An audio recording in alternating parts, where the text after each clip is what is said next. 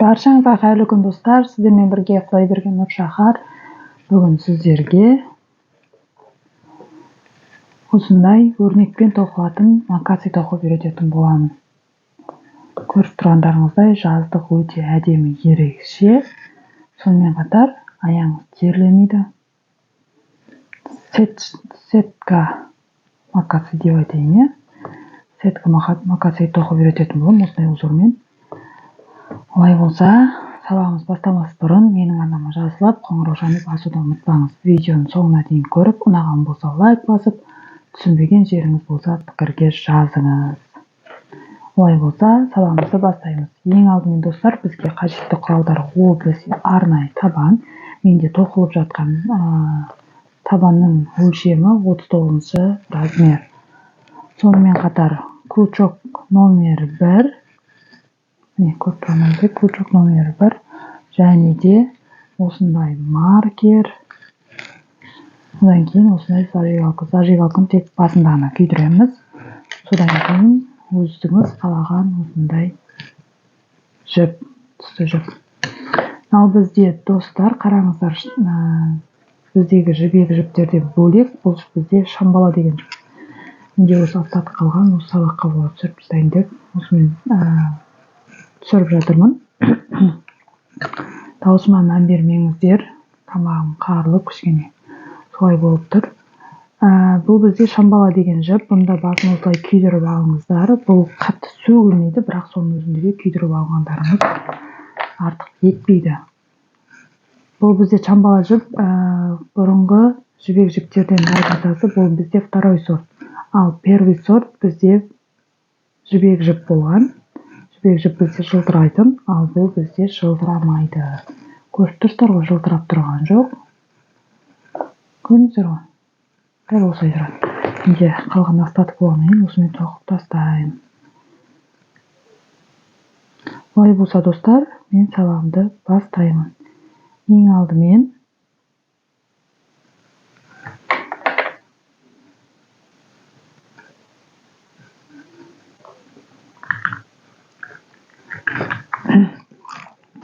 достар, аяқ киімді былай қойып қояйын.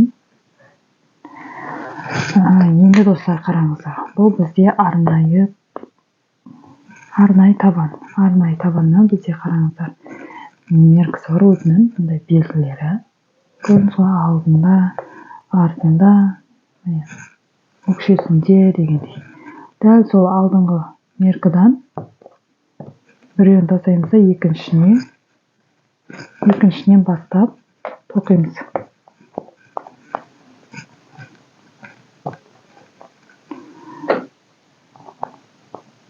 Мен сабағымды көріп жүрген кісілер бірден біледі. Бұл бізде арнайы табаннан тоқылатын арнайы көздер. Сол көздерден, әр көзден 3 столбик алып шығамыз осындай. Бірінші көзге мен екеу тоқыдым, айналып келіп, тағы да біреуін тоқып, бекіту үшін екеу тоқыдым. Дәл сіздерде дәл солай екеу тоқып, айналып келіп бекітесіздер.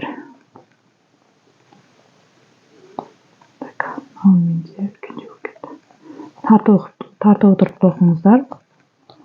Қатты тығыз, болмаса қатты бос болып қалмау керек. Средний тығыздықта тоқитын боламыз.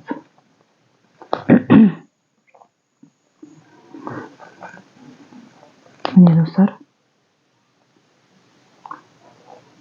видеоны созып ұзақ қылмай-ақ қояйын. Көріп тұрғандарыңыздай, столбик без накидпен әр көздің бойынан 3 петлядан алып тоқимыз. Дәл осылай табанымызды айналдыра тоқитын боламыз. Яғни, осылай алып келіп, айналып мына жерге дейін тоқып аламыздар сіздерде. Мінекей достар, мен тоқып болдым. Енді мына жерде ең соңғысы басында бастаған 2 петляны үшіншісін тоқып, осылай бекітіп қойыңыз. Мені бекітіңіздер.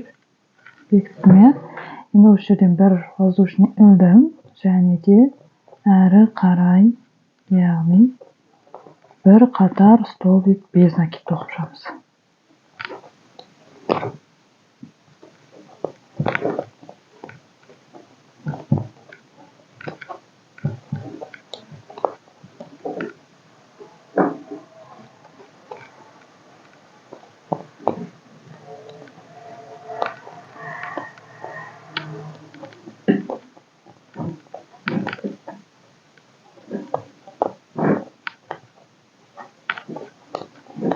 Мінекей достар, дәл осылай столбик без накипен айналдырып алып келіп тоқимыз.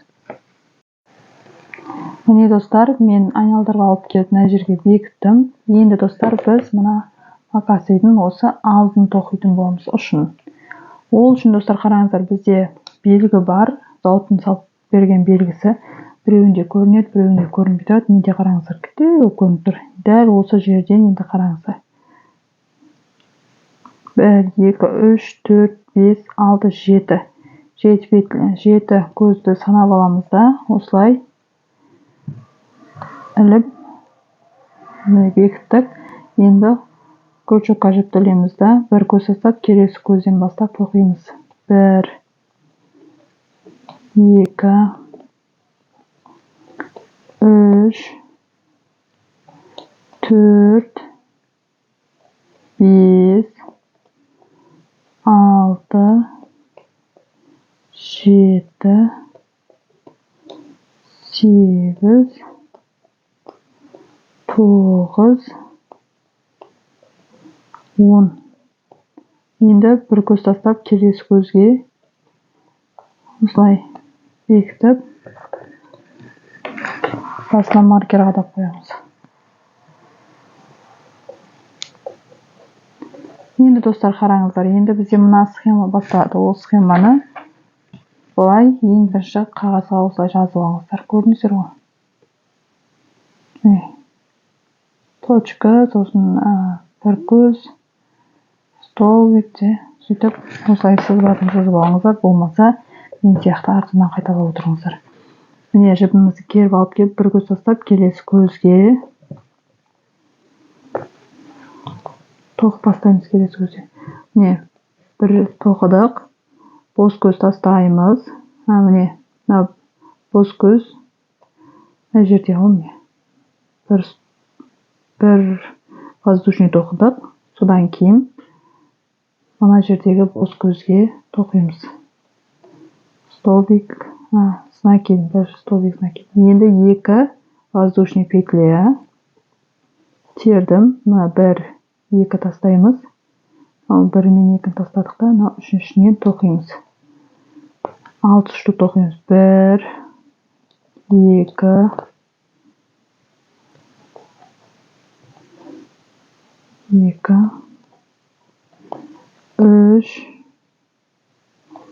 4, 5, 6. Міне 6 тоқыдым. Енді осы жерден 2 воздушный, 1, 2.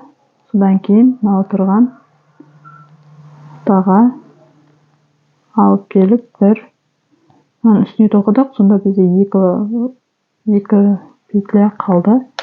2 воздушный тоқимыз да, столбик знакидім. 1 столбик знакидім.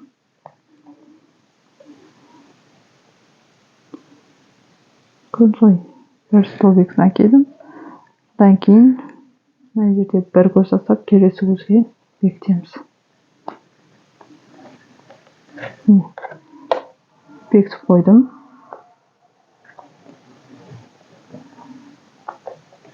Енді достар, жібімізді осылай керіп алып келеміз да, схеманы қарап отырып тоқыңыздар. Болмаса, осылай мен сияқты мен артынан қайталап тоқыңыздар.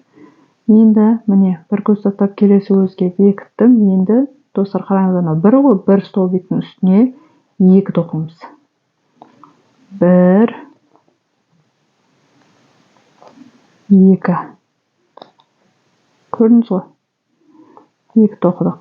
Енді достар, қараңыздар, осы жерден 1, 2 воздушный. Енді мынау алтаудың үстінен 1, 2,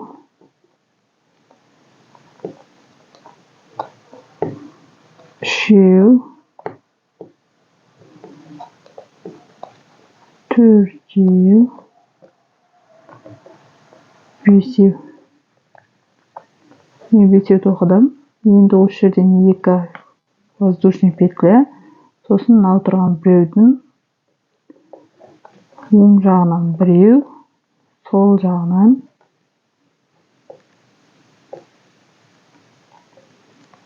екінші біреуді оқимыз. Сол кезде общий 2 столбик с накидом болды. Бір көз тастап, келесі көзге бекітеміз.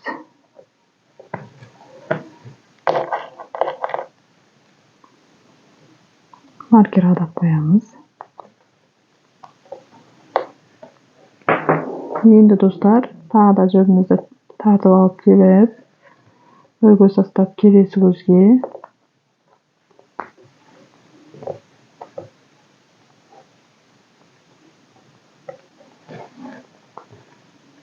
Келесі көзден. Келесі қатарды оқимыз. Келесі көзде бастап оқимыз. Мынау енді 2, бұл 2-ді 3 қыламыз. 3, 2, 3. 3 болды. Енді достар, тағы да 2 воздушный петля. Енді мынау 5-ді 4 қыламыз.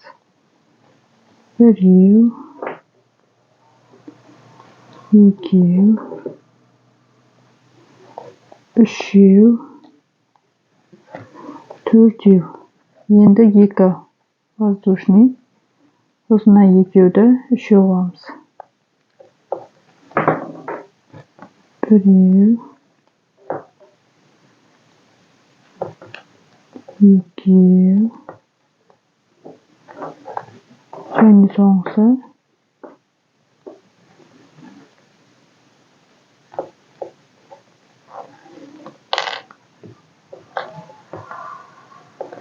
3. Енді бір көз тастап, келесі көзге былай бекітеміз. Тағы да маркерді қадап қоямыз.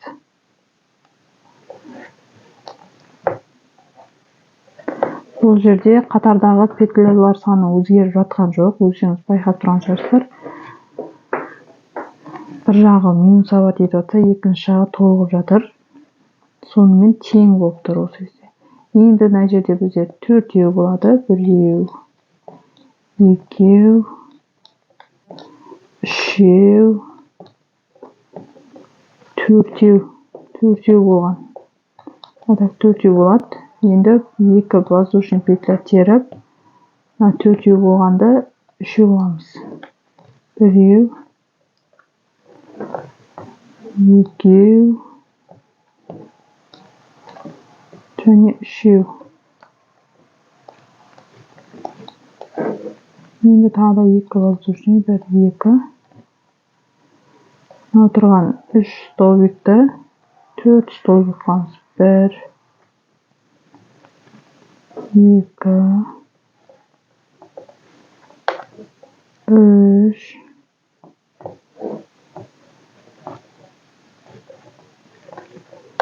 және соңғысы 4.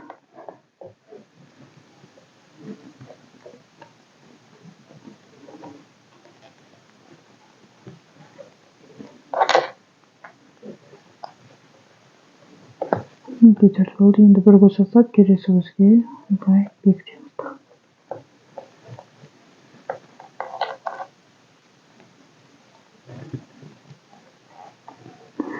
Достар, енді бір қатар тоқылғанша, содан кейін келесі қатарды көрсетемін.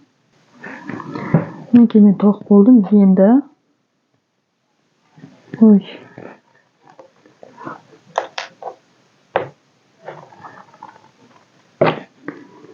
жерде біреуін тастап кетіппін.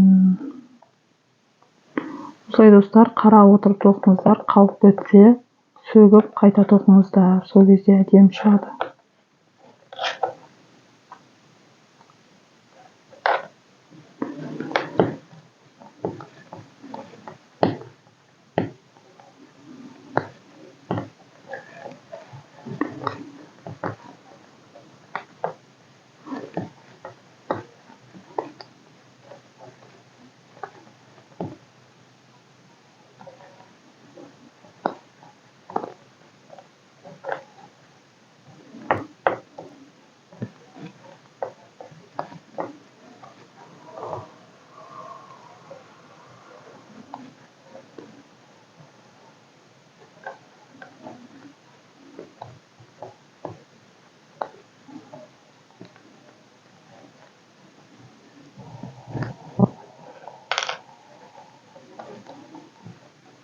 камерасы тоқиын деп қайтып камерамен тоқып шыққан қызық болды ғой. Енді міне достар, бір көз тастап келесі көзге.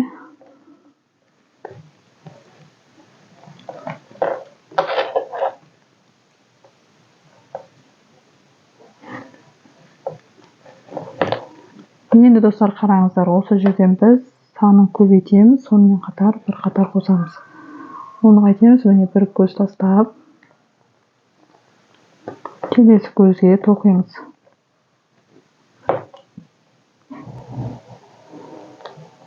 Жібіңізді қатты тартып жібермеңіздер. Ілдім. Енді қараңыздар, мына жақта 5 болып тұр ғой. Енді осы жерден міне біреу ілдім, 1, сосын 2 воздушный петля. Содан кейін қайтып мына жерден бастап 1, 2, 3, 4, 5. Соңғысы 6. 2 воздушный. Мына жерге 1. Қайттан 2 воздушный. Мына жерге 6. 1, 2, 3,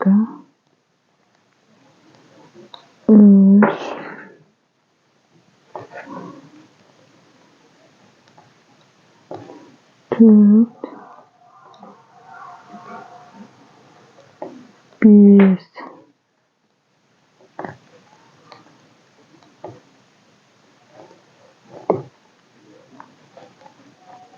Міне 6. Енді осы жерден 2 воздушный. Содан кейін маркерді босатып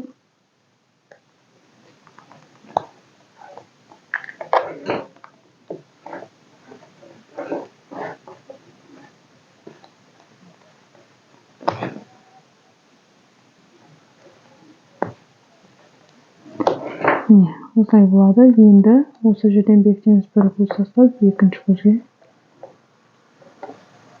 бекіттім.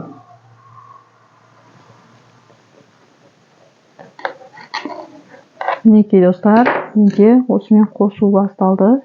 Енді достар, осылай жібімізді алып келіп бір көз тастап келесі көзге.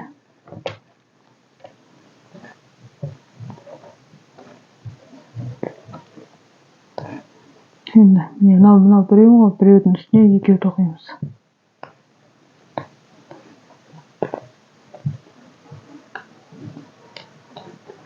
Қайтып 2 воздушный, 1, 2. Алтаудың үстін 5 қоямыз. 1, 2, 3, 4, 5. 2 петля көтереміз тағы да. Бұл жолына біреуіміз 2-ге ауысады.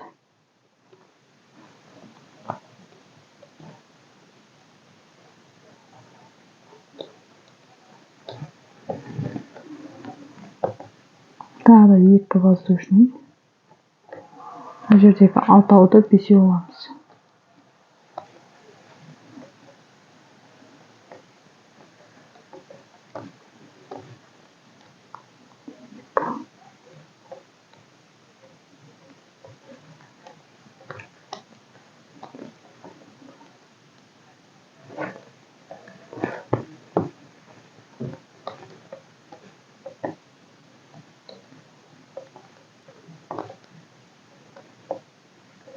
Енді қайтып 2 воздушный петля. Және мынау столбиктің оң жағынан біреу.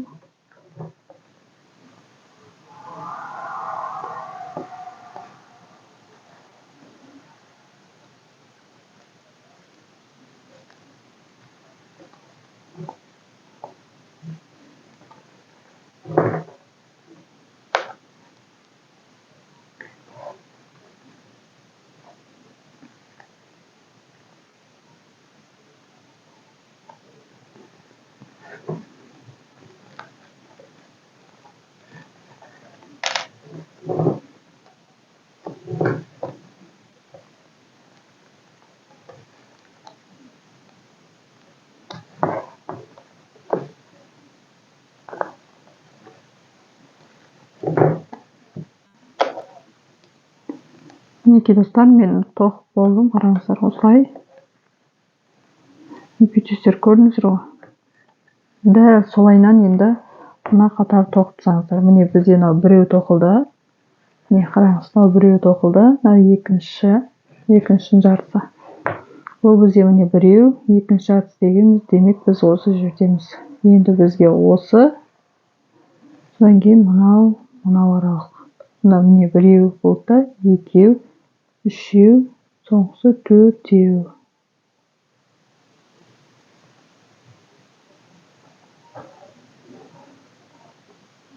Мынандайдан, қараңыз, мындан жарты, мындан біреу, мындан жарты қылып болғанша тоқимыз. Дәл осылай болғанша тоқи береміз. Ешқандай өзгеріссіз. Мына жерге ең соңғы бірі болып қалған кезде мына жаққа бастап қоя береміз. Мына жер бір болса, демек мына жақта бір. Мына жер бірге, сосын барып тағы да көтерілген сайын мынандай жер, мысалы үшеу болса, ол бесеу болады, сөйтіп көтеріле береді. Дәл солайынан сіздер де тоқып алыңыздар. Мінекей достар, мен тоқып болдым. Өрнекті қараңыз, сіздерде толық бір өрнек және де өсуі 4 столбик накидіңді құрайтын және мына басындағы 6 половина өрнек бар. Жарты өрнек. Міне қараңыздар.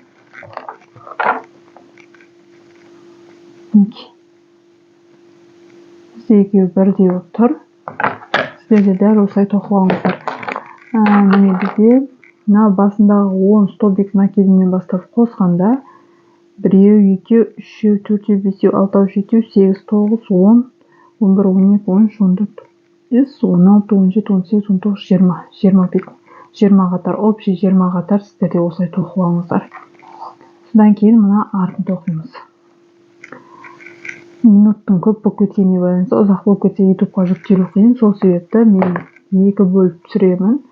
Мынау бізде алдыңғы бөлігі, бүгінгі сабақты осы алдыңғы бөлікпен тоқтатайын. Келесі сабақта артын тоқитын боламыз. Сіздер де оған дейін дәл осылай алдын тоқып алыңыздар. Артын келер сабақта тоқитын боламыз. Олай болса достар, бүгінгі сабақ осымен аяқталды. Егер видео ұнаған болса, лайк басыңыз. Түсінбеген жеріңіз болса, пікірге жазыңыз. Қажетті құрал-жабдықтарды алғыңыз келсе, менен кері байланыс алғыңыз келсе, менің описание бөліміне тастап кеткен номеріме жазыңыздар. Мен міндетті түрде жауап беретін боламын. Олай болса достар, бүгінгі сабақ осымен аяқталды. Келесі видеода жүздескенше сау болыңыздар.